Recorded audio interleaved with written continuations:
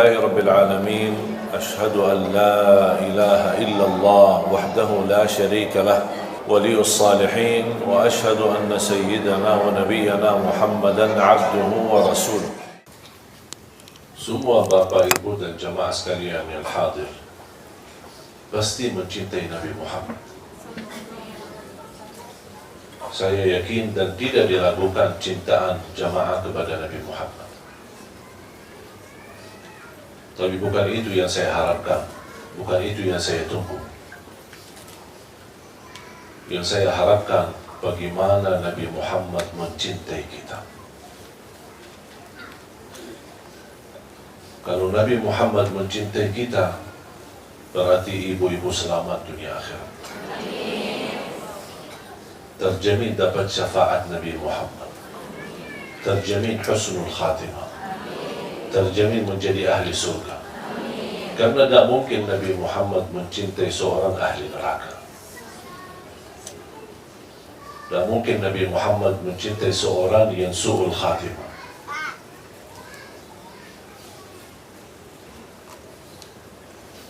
Kita aja membayangkan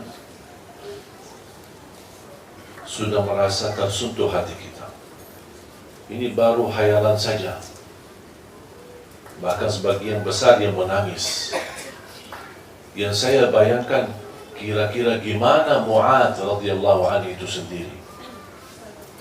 Dia bukan menghayalkan atau membayangkan. Dia langsung bertemu dan langsung mendengar dari mulutnya Nabi Muhammad SAW. Hei Mu'adz, aku mencintaimu.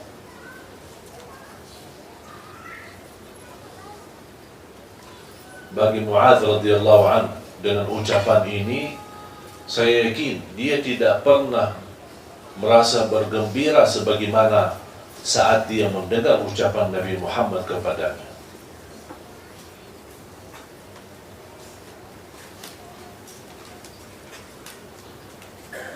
Dan termasuk Mu'adz bin Jabal, salah satu sahabat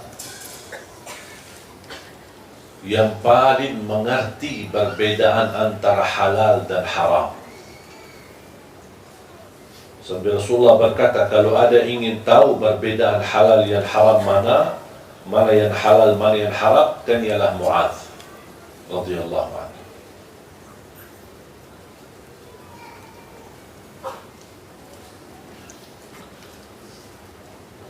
Mudah-mudahan kita semua bisa bergabung bersama Nabi Muhammad di hari kiamat. Menatap wajahnya, bisa kita menghantarkan orang tua bertemu dengan beliau sebagaimana yang dilakukan oleh Sayyidina Abu Bakar radhiyallahu anhu. Sayyidina Abu Bakar duluan masuk Islam sebelum orang tuanya. Berjuangan lama baru dia bisa mendapatkan orang tuanya menerima Islam. Ketika orang tua berkenan menerima Islam dan ingin mengucapkan kalimat syahadat, Sayyidina Abu Bakar berkata, ayo saya bawamu kepada Rasulullah SAW. Ketika Rasulullah SAW melihat Sayyidina Abu Bakar aja lebih tua daripada Rasulullah dari segi umur. Tapi coba bayangkan, kira kalau Sayyidina Abu Bakar lebih tua, apalagi bapaknya Sayyidina Abu Bakar. Ketika Abu Bakar radhiyallahu anhu membawa bapaknya atau orang tuanya kepada Rasulullah SAW, Rasulullah SAW langsung berdiri dan berkata, hei Abu Bakar, kenapa tak kasih tahu kami biar kami yang datangi orang tuamu?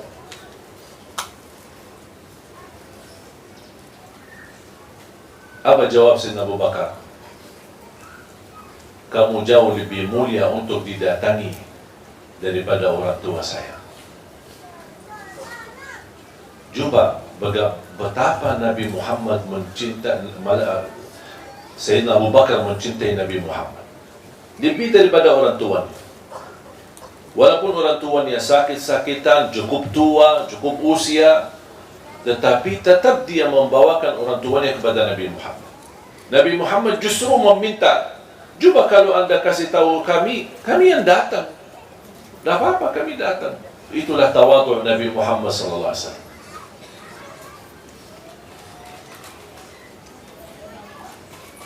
Belum lagi cintaan Rasulullah SAW kepada Siti Khadijah. Jangan kepada Siti Khadijah sendiri, bermulia akhlaknya Nabi Muhammad. Bersama kawan-kawannya, teman-temannya, Siti Khadijah, Rasulullah SAW sangat luar biasa mulia akhlaknya. Demi cintaannya kepada Siti Khadijah. Sampai pernah satu saat Rasulullah SAW bersama Siti Khadijah didatangi malaikat Jibril. Rasulullah SAW berpisah sebentar, sesaat bersama malaikat Jibril. Dan malaikat Jibril berkata, itu Khadijah ya? Kata Rasulullah SAW, ya Khadijah, istriku. Sesudah Rasulullah SAW menerima wahyu, malaikat Jibril menyampaikan, mohon ya Rasulullah, titip salam aku kepada Khadijah. Malaikat Jibril kirim salam kepada Siti Khadijah. Betapa mulianya Siti Khadijah. Pertama wanita yang memperjuangkan Islam di saat pertama wahyu turun. Pertama wanita yang menghabiskan hartanya untuk menolong Islam dan menolong Rasulullah SAW. Dan sebagian ulama, bahkan sebagian besar ulama berkata, kalau bukan perjuangan Siti Khadijah, kita tidak bisa kenal Islam. Fantas dapat titipan salam dari malaikat Jibril. Rasulullah ketika mendengar ada kirim salam dari malaikat Jibril, Rasulullah SAW sendiri merasa gembira, merasa bahagia. Istriku dapat perhatian. Sampai malaikat Jibril melihat Rasulullah SAW, terlihat kegembiraannya dan kesenangannya di wajahnya. Sampai malaikat Jibril menyampaikan, senang dengan penyampaian atau titipan salam kepada Siti Khadijah. Ini ada berita lagi. Sampaikan salam kepada Siti Khadijah dari Allah Subhanahu wa ta'ala.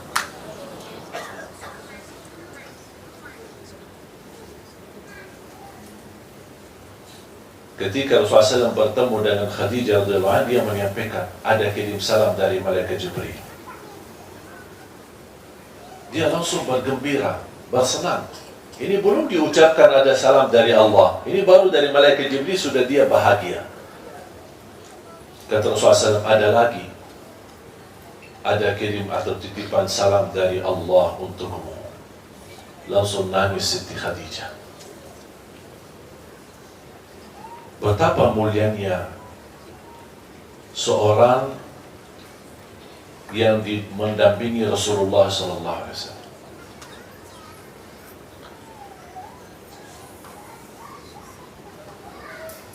Belum lagi cerita cinta Nabi Muhammad kepada Aisyah radhiyallahu anha.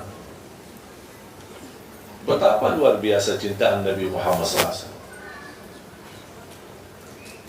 Menurut saya, cintaan Nabi Muhammad kepada Siti Aisyah itu menjadi pelajaran bagi setiap generasi. Cinta sejati, cinta yang tulus, cinta yang ikhlas. Setiap saya baca kisah-kisah cintaan Rasulullah kepada Siti Aisyah, kita masih jauh. Masih jauh. Bukan manusia yang biasa yang bisa memuliakan seorang istri. Apalagi istrinya memiliki keturunan, memiliki anak-anak. Itulah cintaan yang menantarkan kata sakinah, mawaddah, warahmah. cintaan yang abadi, cintaan yang hakiki, yang kita semua mengharapkan. Bukan hanya cintaan suami kepada isteri atau cintaan isteri kepada suami. Bahkan kita harap lebih daripada itu semua. Walaupun ini menjadi salah satu langkah kita mencintai seorang karena Allah, bukan karena kelebihannya, bukan karena hartanya, bukan karena jabatannya. Yang membuat cintaan kita hakiki adalah karena cintaan kita kepada Allah Subhanahu wa ta'ala. Aku cinta istri karena Allah, aku mencintai anak-anakku karena Allah. Itu yang membuat saya menjaga cintaan itu menjadi abadi. Sampai kita akan datang satu saat, kalau kita bisa menjaga cintaan kita semuanya karena Allah Subhanahu wa ta'ala, akan datang satu saat kita mendengar berita gembira dari Allah Subhanahu wa ta'ala. Apa berita gembira dari Allah bagi orang yang mencintai sesama karena Allah? Apa itu orang tua kita? Apa itu keturunan kita? Apa itu suami kita, istri kita? Inna Allah idza ahabba 'abdan nada malaika Jibril. Kalau Allah mencintai seorang hamba,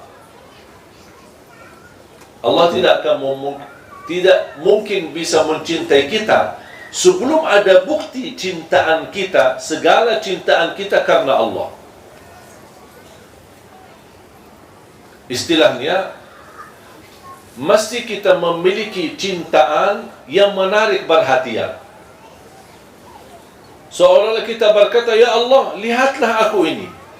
Aku orang hamba yang mencintaimu, mencintai Rasulmu, mencintai suamiku, mencintai anakku, mencintai agama, mencintai salat, mencintai ibadah, mencintai Quran.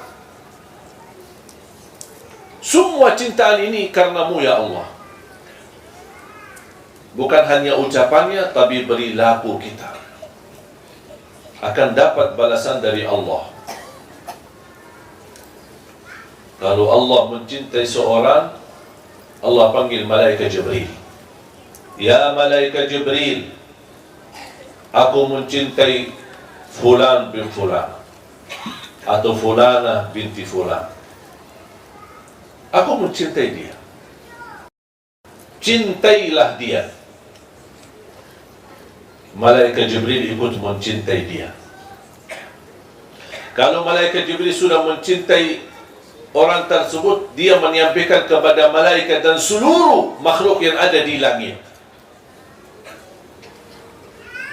Yang kita tidak tahu berapa jumlah besarnya jumlah malaikatnya, berapa nabi-nabi dan rasul yang ada di alam yang kita tidak tahu.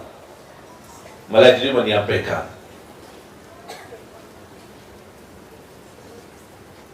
hei penduduk langit, ahlus sama, ahli langit, Allah mencintai fulan bin fulan, fulana binti fulan, dan aku mencintai mereka. Cintailah kalian terhadap mereka. Disitulah dicintai oleh semua yang ada di langit. Allah mencintainya, malaikat Jibril mencintainya, dan semua hamba-hamba Allah yang ada di langit mencintai. Selepas itu, apa yang akan terjadi? Kalau ahli langit mencintai kita, akan Allah wujudkan al-qabul di muka bumi. Kemanapun kita berada, disayangi orang, disenangi orang, dihormati orang, dimuliakan orang, dimanapun kita berada, biarpun kita ke negeri asing. Dan kadang-kadang kita di salah satu tempat, misal lagi jalan sama keluarga, mungkin di tanah suci, lagi umrah atau haji, atau lagi di satu tempat, misal lagi jalan-jalan kemana, ada satu kejadian, tiba-tiba ada orang kita tidak kenal datang menolong kita, menurusi kita, menantarkan kita. Itu bukan sesuatu yang terjadi kebetulan. Mudah-mudahan menjadi tanda Allah mencintai kita. Makanya Allah menghantarkan orang yang mampu menolong kita. Banyak yang terjadi di muka bumi ini, ada tanda-tandanya, tapi tidak semua bisa mengerti tanda-tanda itu. Ketika pun kita memiliki kesalahan, memiliki kekurangan, dan kita mendapatkan ujian, jangan ada yang merasa Allah tidak mencintai saya lagi karena saya terus ujian, habis ujian, ujian lagi, selesai dari ujian, jatuh kepada ujian lagi. Justru itu tanda Allah masih peduli kepada kita. Yang Allah tidak pedulikan orang yang tidak pernah Allah perhatikan, menjadikan hidupnya sia-sia, menjadikan hidupnya sengsara, tidak pernah diuji, dibiarkan begitu saja. Dalam keadaan senang dibiarkan, dalam keadaan apa dibiarkan sama Allah SWT. Itu yang paling bahaya. Tapi ketika kita diuji, justru tanda itu Allah masih ingat sama kita. Allah masih ingin memberikan teguran, tapi dengan cara Allah, supaya kita bisa muhasabah diri, bisa lebih dekat. Barangkali selama ini kita lebih tergantung kepada makhluk. Allah ingin melihat kebaikan kita. Kita orang yang baik, orang yang mulia, tetapi kok kenapa selama ini masih tergantung dengan makhluk? Allah kasih ujian supaya ujung-ujungnya apa? Yang anda sebutkan bukan hei fulan, hei fulana, tolonglah aku, tapi tidak. Akan datang satu saat yang keluar dari hati dan ucapan lidah kita, ya Allah, tolonglah aku. Itu bisikan yang istimewa karena keluar dari tulus hati kita, ikhlas, dan itulah yang ditunggu oleh Allah Subhanahu wa ta'ala. Dan semakin mulia cintaan kita kepada Allah dan kepada segala sesuatu yang baik, kebaikan, perjuangan kepada Islam, kepada amal salih, kepada amal jariyah, kepada Al-Quran, kepada tahajud, kepada salat duha, kepada puasa sunnah, silatul rahim. Cintailah amal kebaikan, bukan karena diperintahkan, tapi kita mau melakukannya karena aku cinta mendekatkan diri kepada Allah Subhanahu wa ta'ala. Kalau kita aja dekat sama raja atau sama orang pejabat tinggi atau sama orang yang mulia, kita merasa berbahagia. Gimana kalau kira-kira kita menjadi orang yang dekat sama Allah? Berarti doa kita diijabah, hajat kita dikabulkan, masalah kita diangkat, apapun yang kita hadapi akan diselesaikan oleh Allah Subhanahu wa ta'ala, karena kita termasuk golongan yang dicintai Allah. Dan mungkin Allah mencintai seorang, tapi Allah membiarkan begitu saja.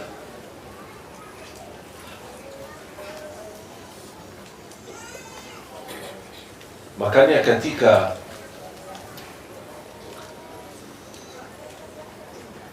saya bersalawat,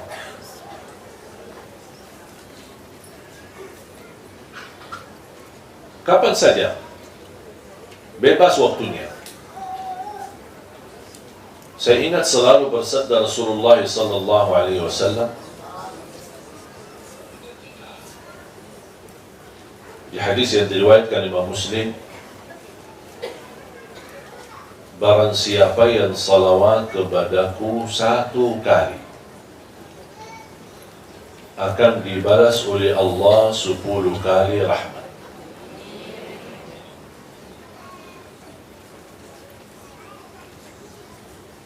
Betapa kita sangat membutuhkan rahmat dari Allah. Tahu gak rahmat? Apa? Kasih sayang. Mau gak disayangi sama Allah? Balbanialah salawat. Saya tidak menemukan amal saleh, apa itu baca Quran, apa itu tahajud, apa itu puasa, apa itu amal jariah, banyak macam-macam amal saleh kan. Saya tidak pernah menemukan amal saleh yang lebih istimewa menjaminkan kasih sayangnya Allah kepada kita berlipat ganda selain salawat kepada Nabi Muhammad. Semakin banyak salawat, semakin tercurah banyak kasih sayangnya Allah kepada kita. Belum lagi kita terjamin dapat syafaat Nabi Muhammad. Belum lagi nama kita dikenal Nabi Muhammad,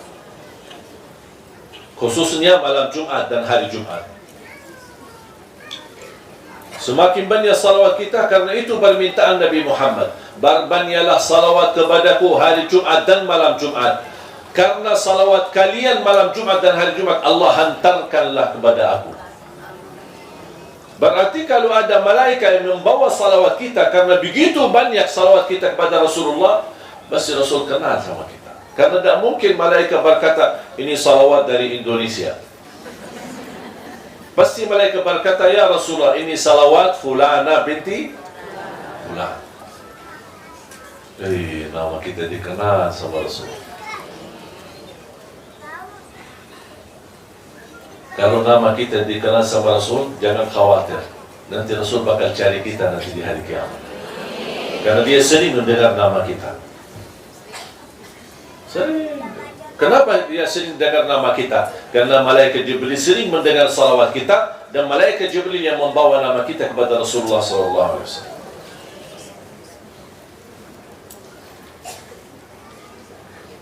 Makanya jamaah sekalian, jangan merasa bosan bersalawat. Sepanjang waktu, sepanjang saat, salawat menjaminkan husnul khatimah. Salawat menjaminkan rahmat dari Allah. Salawat menjaminkan syafaat. Salawat menjaminkan selamat dari kematian buruk. Salawat menjaminkan selamat dari kematian mendadak. Salawat menjaminkan selamat dari kecelakaan. Salawat menjaminkan terkabul hajat kita. Salawat menjaminkan kita dekat posisi kita sama Rasulullah nanti di hari kiamat. Salawat kita semakin banyak besar pahalanya di sisi Allah. Diangkat derajat kita, dihapuskan dosa, terkabul hajat, terjamin doa kita diijabah oleh Allah Subhanahu wa taala.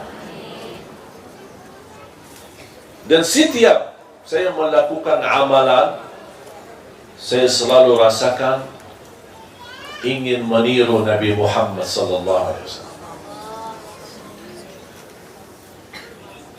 Saya berpakaian baju dalam maupun baju di luar, saya selalu gunakan tangan yang kanan dulu baru. Kenapa? Sunnah. Terus ada lagi? Karena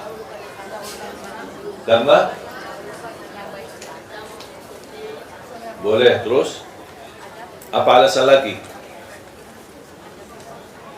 Karena diperintahkan. Karena setiap kebaikan dimulai pakai kanan. Ada lagi?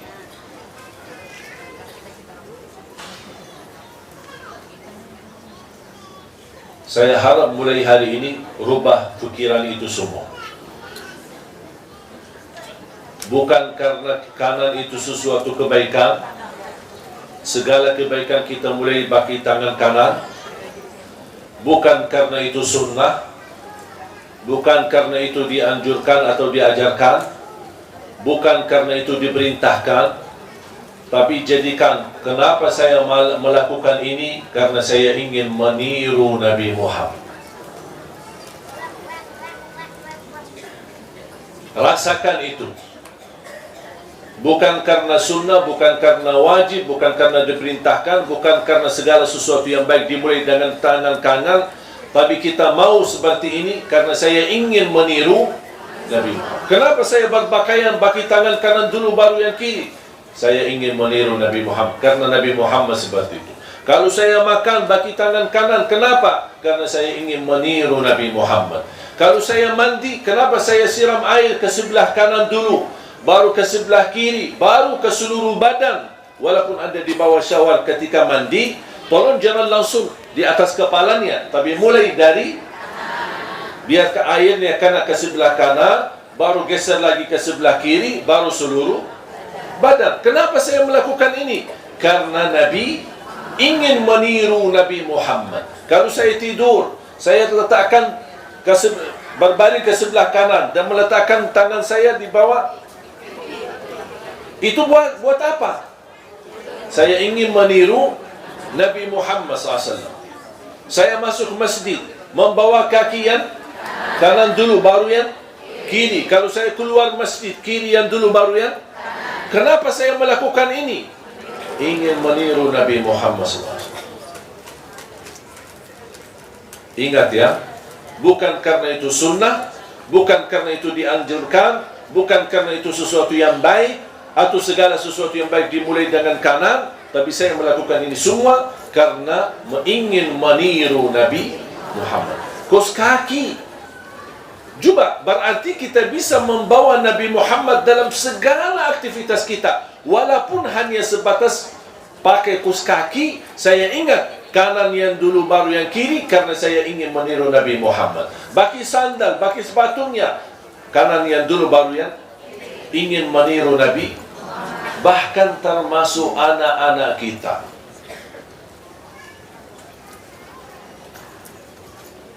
Biasanya kalau kita memberi sesuatu kepada anak kita,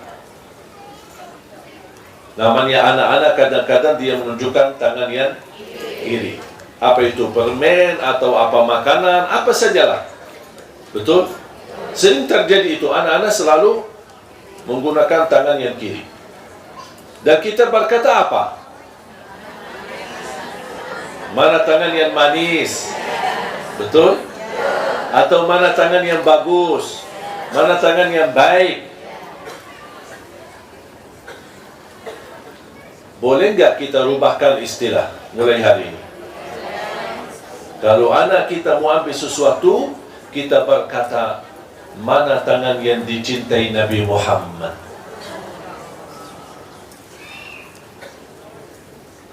Mana yang dicintai Nabi Muhammad?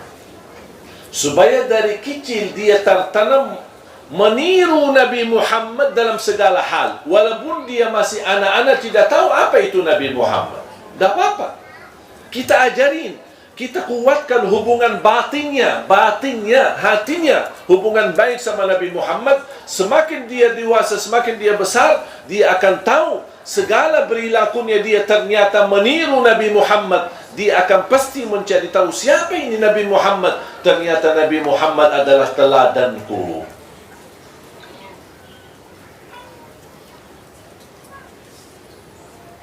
Kira-kira bisa?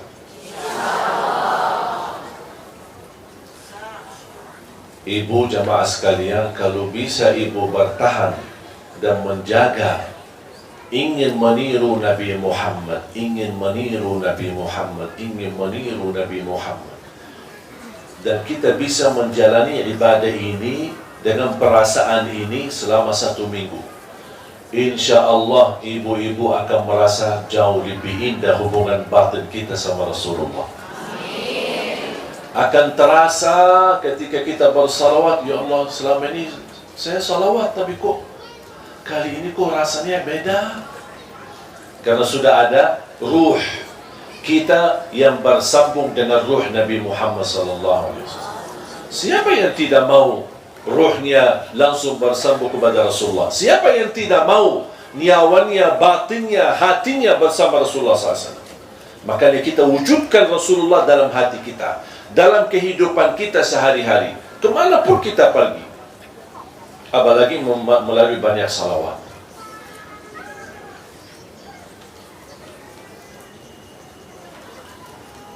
Saya akhiri satu cerita.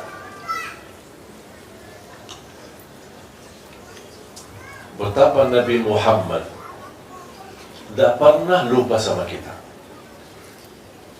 Walaupun dia di posisi sangat istimewa, kadang-kadang keistimewaan yang kita dapat membuat kita lupa diri, jangankan lupa orang lain.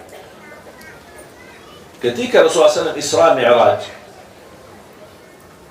dibawa oleh malaikat Jibril, menembuskan 7 langit, lapisan langit, 1, 2, 3 sampai 7. Di langit yang ke-7 bertemu dengan Nabi Ibrahim, bersandar di Baitul Ma'mur. Apa itu Baitul Ma'mur? Kaabahnya langit. Karena ada Kaabah di langit, ada Kaabah di bumi. Dan posisi Kaabah di langit sama persis di atas Kaabah yang di bumi. Dan di Kaabah yang langit ini yang ditawafi oleh malaikat. Sekali tawaf 70,000 malaikat. Nabi Ibrahim bersandar kepada Baitul Ma'mur.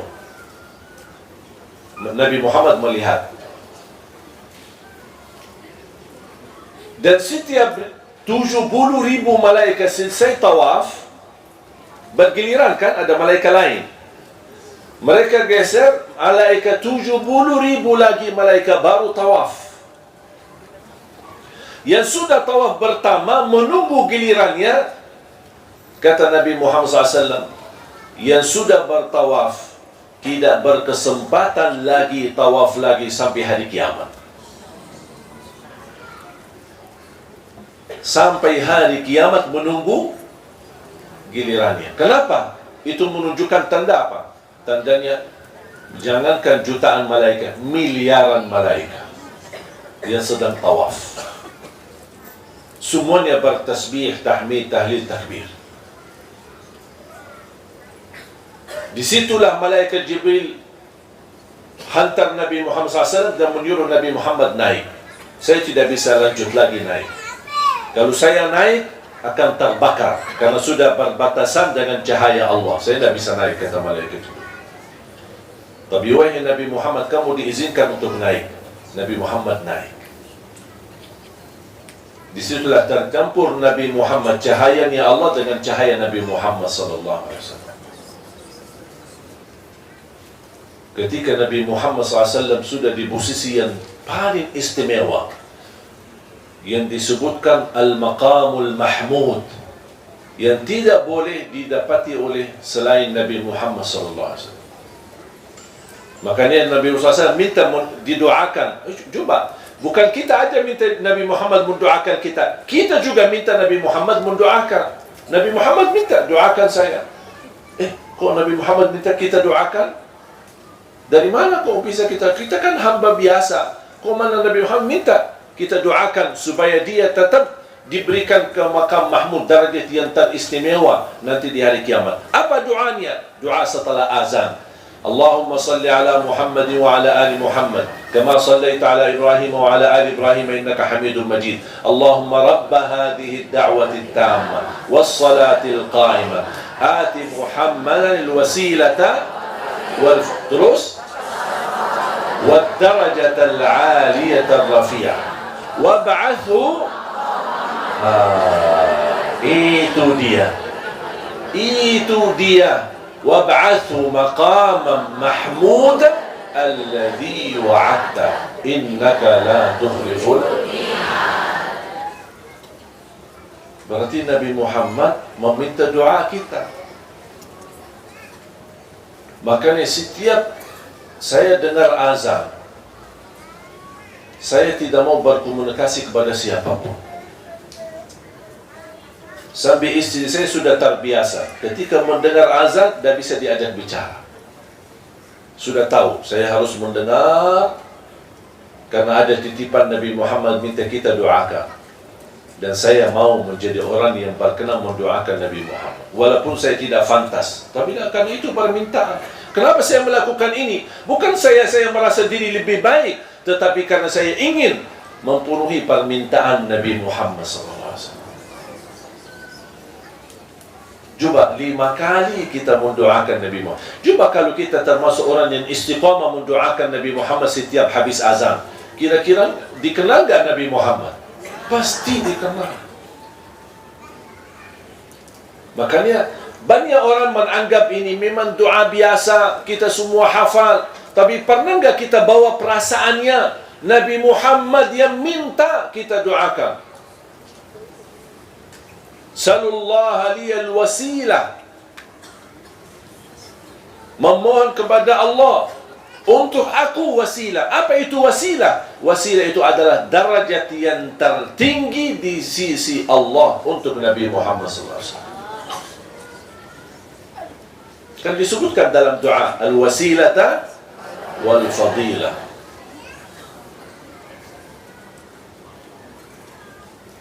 Ketika Nabi Muhammad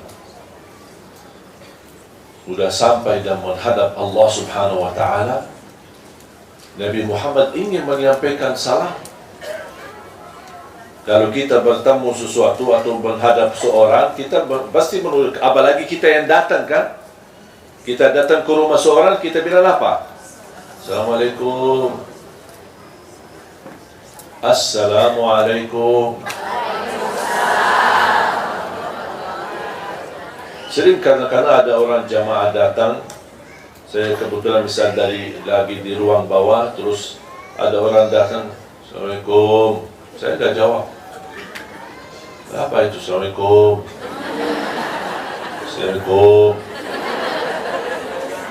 Saya dah jawab. Dia perhatikan saya ada. Yang lebih parah itu, yang saya menganggap hal itu tidak sopan. Misal kalau kita di depan rumah, ada jendela terbuka, kita nitip. Assalamualaikum. Dah jawab, padahal dia ada di sini. Dah jawab. Memang saya tidak jawab, karena itu tidak sopan. Itu bukan akhlak orang mukmin. Islam mengajarkan kalau kita datang ke rumah orang, tutup pintunya, geser dari depan pintu. Kenapa kita geser kanan atau kiri?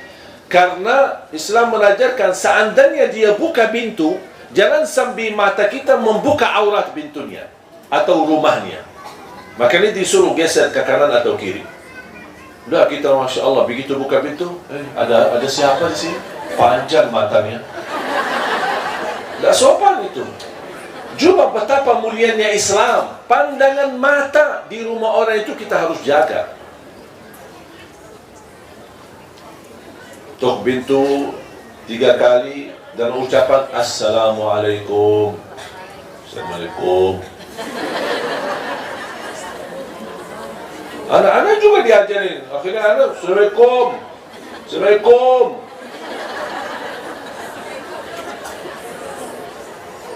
Mohon hal yang dianggap kecil semacam ini mohon diperhatikan. Karena ucapan salam itu doa. Assalamualaikum. Doa dapat salam, dapat sejahtera, dapat kedamaian, dapat rahmat, dapat berkat dari Allah Subhanahu wa ta'ala. Makanya ketika Nabi Muhammad menghadap Allah, dia apa yang harus saya seorang pendatang bertemu Allah, apa yang saya ucapkan? Kalau saya bilang Assalamualaikum, Allah Maha Salam. Bagaimana saya mengucapkan Assalamualaikum ya Allah? Allah lah memberi salam. Allah anugerahkan ucapan-ucapan yang istimewa. Nabi Muhammad mengucapkan At-tahiyyatu, As-salawatu, Al-mubarakatu, At-tayyibatu Lillahi Rabbil Alamin. Makanya menjadi tahiyat dalam salat kita. Itu pertama yang diucapkan oleh Nabi Muhammad SAW kepada Allah SWT. Karena tidak layak Nabi Muhammad berkata, Ya Allah, Assalamualaikum. Maksudnya apa Assalamualaikum? Karena kepada kita sama-sama manusia boleh, tapi kalau kita sama Allah tidak boleh. Karena Allah Maha memberi salam. Bagaimana kita bilang assalam kepada Allah? Makanya Allah anugerahkan ucapan itu kepada Nabi Muhammad. At-tahiyyatu, salawatu, tayyibatul mubarakat. Terus apa yang Allah jawab? Assalamu alayka ayyuhan nabiyyu wa rahmatullahi wa barakatuh. Ketika saya salat dan membaca tahiyat, saya bisa merasakan berdialog antara Allah sama Nabi Muhammad. Nabi Muhammad mengucap, Allah jawab. Nabi Muhammad berkata, Allah jawab. Indahnya luar biasa tahiyat itu. Assalamu alayka ayyuhan nabiyyu wa rahmatullahi wa barakatuh. Berarti Allah menganugerahkan sejahtera, kedamaian, salam, rahmat, berkat kepada Nabi Muhammad. Coba, Nabi Muhammad di saat itu, di tempat yang istimewa, di posisi yang istimewa, di derajat yang tertinggi, bertemu Allah Subhanahu wa Ta'ala, dan di situ dia tidak pernah lupa kita. Ketika dia mendengar Allah menyampaikan Assalamualaikum warahmatullahi wabarakatuh, Assalamu alayka ayyuhan nabiy warahmatullahi wabarakatuh, apa dia jawab? Assalamu alayna wa ala ibadillahis salihin. Ya Allah, aku mohon kesejahteraan buat aku dan semua hamba-hamba yang saleh. Malaikat Jibril karena posisinya tidak terlalu jauh mendengar bisikan ini. Ya Allah, betapa Nabi Muhammad sampai ingat hamba-hamba yang saleh. Ya Allah, anugerahkan salam, rahmat, berkat kepada semua hamba-hambamu yang saleh, termasuk malaikat Jibril dan semua. Ketika malaikat Jibril mendengar, fantas malaikat Jibril berkata, layaklah asyhadu an la ilaha illallah wa asyhadu anna Muhammadar Rasulullah.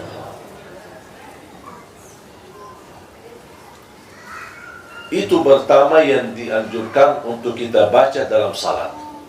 Tapi ketika kita baca, tolong hayati apa yang terjadi di saat cerita itu.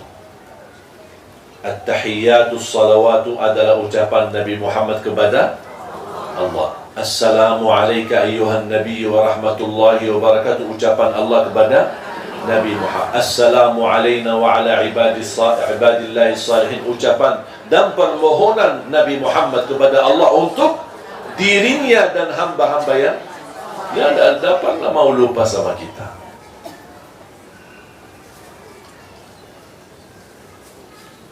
Makanya ketika turun ayat Inna Allah wa malaikatahu yusalluna, karena pertama fardu salat ada tahiyat, tidak ada salawat. Ada tahiyat sambil asyhadu an la ilaha illallah wa anna Muhammadar, yang disebutkan tahiyat awal. Belum ada Allahumma salli ala Muhammad wa ala. Sambil turunnya ayat Inna Allah wa malaikatahu yusalluna ala nabi ya ayyuhalladzina amanu sallu alaihi wa sallimu. Di situ ada perintah, hei orang beriman, bersalawatlah kepada Nabi Muhammad dan bersalamlah taslima. Sahabat yang mengerti bahasa Arab, mereka belum bisa mengambil kesimpulan dari makna ayat itu. Mereka datang kepada Rasul, ya Rasulullah, kami sudah tahu dan kenal salam kepadamu, Assalamu alayka ayyuhan nabiy wa rahmatullahi wa barakatuh. Tapi mohon maaf ya Rasulullah, bagaimana salawat kepadamu sebagaimana Allah perintahkan, ya ayyuhalladzina amanu sallu alaihi wa sallimu taslima. Nabi Muhammad berkata, katakanlah Allahumma salli ala Muhammad wa ala ali Muhammad kama sallaita ala Ibrahim wa ala ali Ibrahim وبارك على محمد وعلى آل محمد كما باركت على إبراهيم وعلى آل إبراهيم في العالمين إنك حميد مجيد. Faham Bu? Bisa kira-kira mulai hari ini kita bisa hayati tahiyat, hayati salawat. Segala yang kita jalankan dan kita lakukan selalu ingin meniru Nabi Muhammad. Di antaranya dalam beberapa bulan ini saya menggerakkan ada kata mut. Mungkin ibu-ibu pernah dengar. Apa itu mut? Saya dapat ijazah sanad, dan insya Allah setiap jamaah memiliki mut ini. Kami mohon diberikan nama lengkap biar kami masukin dalam ijazah. Cita-cita saya semua jamaah bisa bergabung menjadi keluarga Nabi Muhammad dalam mud. Bukan keluarga keturunan ya, tapi keluarga mud. Karena ini disebutkan mud nabawi. Mud nabawi. Apa itu mud? Nanti saya sendiri menerima ijazah dari guru ke guru dan seterusnya sampai sahabat Rasulullah namanya Zaid ibn Thabit Al-Ansari radhiyallahu anhu. Beliau berkata, kami dianjurkan dan diajarkan oleh Nabi Muhammad berwudu, mandi menggunakan mud. Bahkan kami kalau masak, mengambil makanan atau mengambil beras atau mengambil apa saja selalu menggunakan mud. sebagai takarnya. Jadi kita mau ambil terus baru kita masak. Termasuk buat zakat fitrah. Bisa buat zakat fitrah atau fidyah, bisa gunakan ini. Kalau 4 kali ini itu zakat fitrah 1 orang. 4 kali ini. Jadi isi beras sampai penuh.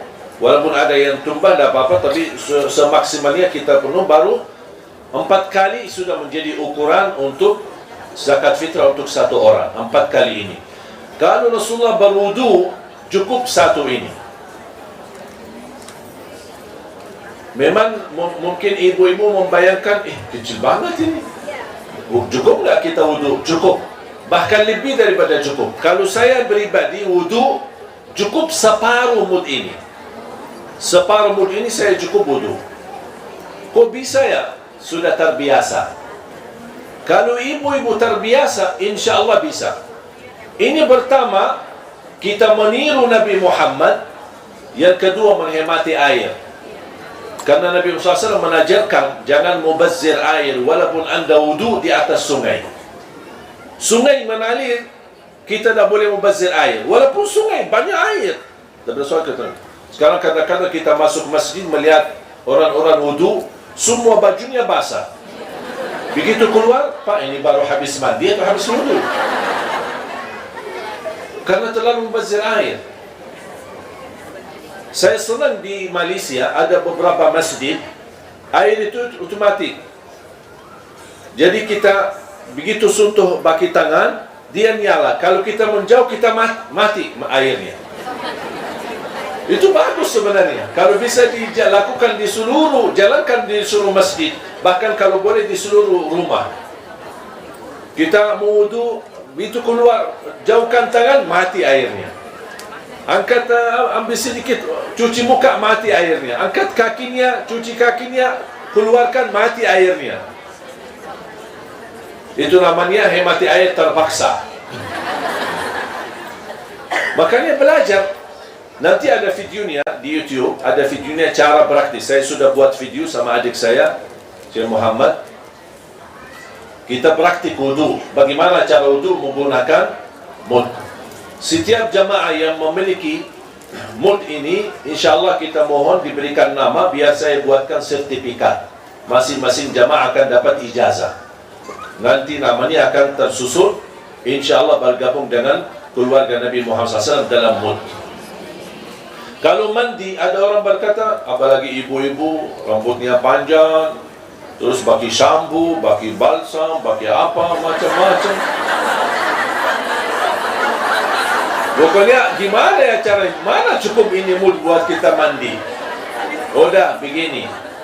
Karena Rasulullah SAW berdoa, Allahumma barik lana fi sa'ina wa fi muddina. Ya Allah, berkahi sa' kami, berkahi mud kami. Supaya kita dapat berkahnya, ibu-ibu boleh mandi, bagi semua segala yang biasa dipakai, silahkan semua. Sudah pas ujungnya, habis sudah bersihkan sabunnya, sudah bersih semua, sudah ujungnya mau habis, ambil 4 kali ini air, siram. 4 kali. Buat apa? Supaya kita dapat keberkahan doa Nabi Muhammad SAW. Alhamdulillah saya di rumah punya 2. 1 buat minum, 1 buat wudu dan mandi. Setiap saya minum, saya selalu gunakan ini. Kalau minum panas, saya tumbahkan di sini, baru saya tumbahkan ke dalam gelas. Atau itu teh, atau kopi, atau apa saja. Kenapa? Karena saya ingin mendapatkan keberkahan yang disebutkan oleh Nabi Muhammad SAW. Paham? Mudah-mudahan menjadi salah satu usaha ikhtiar kita. Pertama, dapat sanad dan ijazah, dan sekaligus kita bisa praktik meniru Nabi Muhammad, walaupun hanya minimal dalam berwudu dan juga dalam mandi. Mudah-mudahan insyaAllah membawa berkah bagi kita semua. Bismillahirrahmanirrahim. Alhamdulillahi Rabbil Alamin. Allahumma salli ala Sayyidina Muhammad wa ala ali Sayyidina Muhammad. Ya Allah, anugerahkan kepada kami hidayah, agar kami mampu istiqamah di atas jalan yang lurus. Hidupkanlah kami dalam keadaan iman, wafatkanlah kami dalam keadaan Islam. Kumpulkanlah kami bersama hamba-hambamu yang saleh-saleh. Akhiri hayat kami dengan husnul khatimah. Ya Allah, kami mohon, angkatlah derajat kami agar kami mampu mencintaimu setulus hati kami, mencintai agamamu, mencintai Rasulmu, mencintai Al-Quran, mencintai semua hamba-hamba yang saleh-saleh. Ya Allah, jadikan cintaan ini mengantarkan kami bahagia selama dunia akhirat, mengantarkan kami mendapatkan syafaat Nabi Muhammad, mengantarkan kami memperoleh derajat yang tertinggi dalam surga-Mu ya Allah. Ampunilah dosa-dosa kami, kesalahan kami, tutupilah aib-aib kami, dosa di masa lalu maupun dosa di saat sekarang. Kami mohon diampuni dan dihapuskan. Ya Allah, ampuni kedua orang tua kami, sayangilah mereka, karena kami tidak mampu dan tidak akan mampu membalas kebaikan kedua orang tua kami. Anugerahkan kepada orang tua kami kemuliaan di sisimu dunia akhirat. Anugerahkan kepada kami keturunan anak dan cucu saleh-saleh, anak dan cucu penghafal Al-Quran. Anugerahkan kepada kami suami yang mampu memimpin kami dalam agama, yang mampu membawa kami menjadi wanita yang takwa, wanita yang salih, mampu menjadi imam yang bertanggung jawab. Birahmatika ya arhamar rahim. Anugerahkan ya Allah kepada kami rumah tangga sakinah, mawaddah, warahmah, bahagia selamat dunia akhirat. Ighfir lana walil muslimina wal muslimat wal mu'minina wal mu'minat al-ahya'i minhum wal amwat. Jadikan pertemuan ini membawa ilmu bermanfaat bagi kami. Berikan kepada kami kemampuan istiqamah untuk mengamalkan. Ya Allah, atas izin-Mu, kami bersama-sama kumpul di Masjid Bani Umar ini. Berilah kepada kami ya Allah anugerah-Mu untuk bersama-sama bertemu kembali di dalam surga-Mu ya Allah, bersama Nabi Muhammad sallallahu alaihi wasallam. Rabbana taqabbal minna innaka antas samiul alim wa tub alaina innaka antat tawwabur rahim. Rabbana atina fid dunya hasanah wa fil akhirati hasanah wa qina adzaban nar. Wa sallallahu ala sayyidina wa nabiyyina Muhammadin wa ala alihi wa sahbihi wa baraka wa sallam. Walhamdulillahi rabbil alamin.